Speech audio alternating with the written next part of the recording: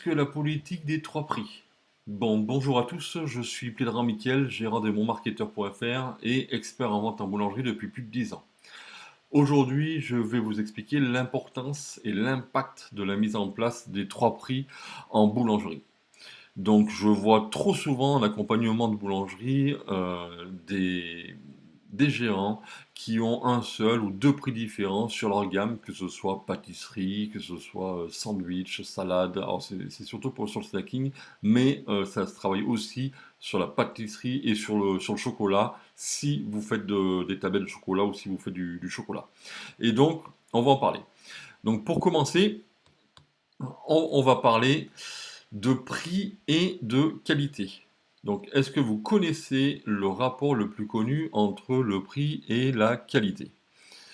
Donc, évidemment, vous l'aurez connu, c'est le rapport qualité-prix. Mais le rapport qualité-prix, est-ce que vous savez comment il est déterminé? Comment, à partir de quel moment on peut se dire c'est un bon rapport qualité-prix ou c'est un mauvais rapport qualité-prix? Donc, ah ben, je vais vous le dire, hein, je ne vais pas vous laisser réfléchir pendant 100 ans. Donc, le rapport qualité-prix définit la valeur perçue du produit selon le prix payé et après consommation du produit. C'est-à-dire que c'est une fois qu'on a consommé le produit qu'on peut définir si c'est un bon rapport qualité-prix ou un mauvais rapport qualité-prix. Bon, petit exemple pour que ça parle à tout le monde, j'achète une bouteille de vin rouge à 5 euros. Je l'ouvre, je la trouve très bonne, je la déguste. Bon, excellent rapport qualité-prix. Voilà, c'est simple, c'est efficace. Le risque ici est de vendre trop cher un produit banal et ne plus le vendre. C'est-à-dire que si j'achète la bouteille à 15 ou 20 euros et que je la goûte et qu'elle n'est pas bonne, mauvais rapport qualité-prix, je n'en rachèterai plus. Voilà. Il y a aussi un deuxième rapport entre le prix et la qualité qu'on connaît beaucoup moins, donc je vais vous le donner directement, c'est la relation prix-qualité.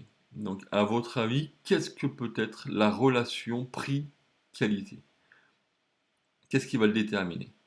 Donc la relation prix-qualité définit la valeur perçue du produit selon le prix proposé avant consommation du produit. Donc pour que ça parle à tout le monde, petit exemple, je suis invité chez mes beaux-parents, je sais qu'ils sont un peu amateurs de vin, je vais chez mon caviste, il me propose plusieurs vins et je décide d'acheter une bouteille de Gros Hermitage à 25-30 euros. Alors qu'il y en a à 15. Et là je me dis, bon, 25-30 euros, là je suis sûr qu'elle est bonne et que je ferai plaisir. Donc j'ai acheté la bouteille par rapport au prix. Pas si elle est bonne ou pas, je ne le sais pas. Mais je me dis, en mettant le prix, je suis sûr, je suis persuadé que cette bouteille sera bonne. Donc le risque ici est de ne pas proposer un prix suffisamment élevé pour exprimer la vraie valeur d'un produit. C'est-à-dire que euh, si vous la mettez à la bouteille de Croze à 11-12 euros, bon, eh ben, peut-être que ben, je ne l'achèterai pas parce que je me suis dit, tiens, la valeur que j'estime pour faire un cadeau ou par rapport à ce que je pense pour avoir un très bon vin, bon ben 12 euros, c'est pas suffisant. Donc voilà ce que je pouvais dire. Donc faut bien faire attention. Si on fait une erreur dans la relation prix-qualité, on le paye direct sur le rapport qualité-prix. Donc ce sont deux notions qui sont intimement liées. Ok, donc pour résumer, la relation prix-qualité se construit avec trois moyennes de prix. Elle appartient à chaque consommateur et sa moyenne n'existe pas. C'est-à-dire que pour moi, on va dire une bonne bouteille, c'est 25 euros. Pour quelqu'un d'autre, une bonne bouteille, c'est peut-être 45 ou 55 euros. Et pour une autre personne, une bonne bouteille, c'est peut-être 12 euros. C'est pareil pour tout ce qu'on achète.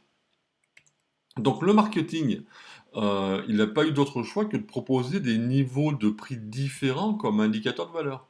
Donc le prix le plus bas renforce la valeur des prix les plus hauts. Et les prix les plus hauts confortent sur la qualité globale de la gamme et de la marque. Et comme un schéma est plus simple que 1000 mots, voilà l'illustration de 3 prix en un.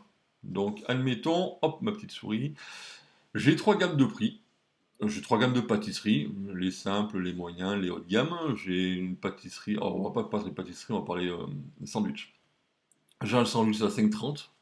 On va dire, alors ne prenez pas un exemple les prix exactement, hein, c'est juste un exemple pour vous faire voir le mécanisme.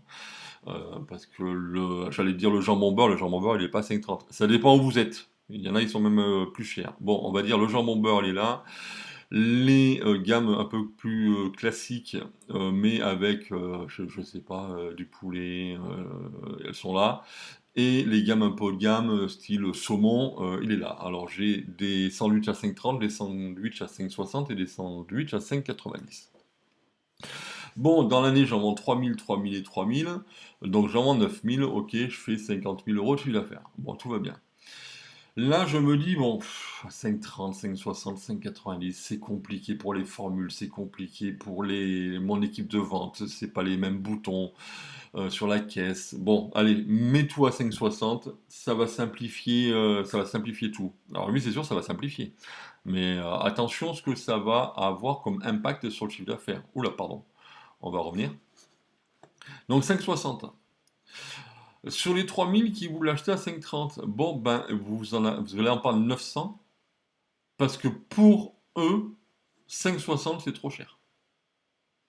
Donc de 3 000, vous allez passer à 2 100. Ceux qui payaient déjà 5,60, bon, ben, eux, ça les bouge pas, ils sont toujours à 5,60. Et ceux qui achetaient à 5,90, bon, ben là, vous allez en perdre aussi. Pourquoi? Parce que pour eux, la valeur n'est pas au rendez-vous. C'est-à-dire que non, 5,60, tu ne peux pas me faire un sandwich haut de gamme. Donc je n'ai pas confiance. Donc je ne t'achète pas. Donc là, vous allez en perdre à peu près 600. Donc du coup, de 9 000, vous passez à 7 500 ventes. Et donc de 50 000, vous passez à 42 000. Vous perdez du business de mettre 3 prix en un. A contrario, vous avez qu'un seul prix et vous décidez de créer une gamme de 3 prix. Donc vous avez tous vos sandwichs sont à 5,40 € parce que bon bah c'est comme ça depuis des années. Et vous décidez de faire une politique de prix, dire tiens, on va mettre en place la politique des 3 prix. Donc qu'est-ce qu'on va faire? Ben, on va regarder la valeur perçue des sandwichs en fonction de vos clients. J'ai bien dit la valeur perçue, j'ai pas dit le prix de revient ou on s'en fout du prix de revient, c'est la valeur perçue. Donc de 5,40, ben, je vais éclater, pardon, 5,30, 5,60, 5,90. Bon, vous faisiez 9 000 ventes sur ce produit-là, et ben les 9 000 vont se partager. Il y en a 1 500 qui vont acheter la gamme 1. La plus grosse partie va acheter la gamme 2. Et une bonne partie, alors plus petite que la gamme 2, mais plus grosse que la gamme 1, vont acheter la gamme 3. Et ben de fait, vous faites le même nombre, donc en termes de fabrication, ça vous coûte la même chose.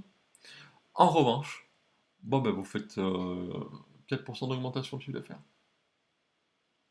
Et ça, c'est de la marge nette, hein, étant donné qu'on ne touche que le prix de vente. Donc vous avez vu, on baisse certaines gammes au tarif, mais on le monte de l'autre côté. Donc en résumé, donc, faire une moyenne pour simplifier baissera le business car cela ne correspond pas à la demande de qualité par le prix de tous les consommateurs. En revanche, ouvrir un prix unique en 3 prix augmentera le business par la plus grande probabilité de répondre à la demande de qualité-prix d'un plus grand nombre de consommateurs. Il y a des clients qui viennent chez vous qui ont 5,30 €, il y a des clients qui viennent chez vous qui ont 5,90 €. Donc vous ouvrez la possibilité de vendre à un plus grand nombre votre gamme. Voilà ce que je pouvais dire sur l'importance de ventiler vos gammes snacking en 3 prix et aussi vos gammes pâtisserie. Donc cela fonctionne sur les produits, hein, mais aussi sur les formules que vous proposez. J'espère que cette vidéo vous sera utile et je vous dis à bientôt pour une prochaine vidéo. Et en attendant, c'est à vous de jouer.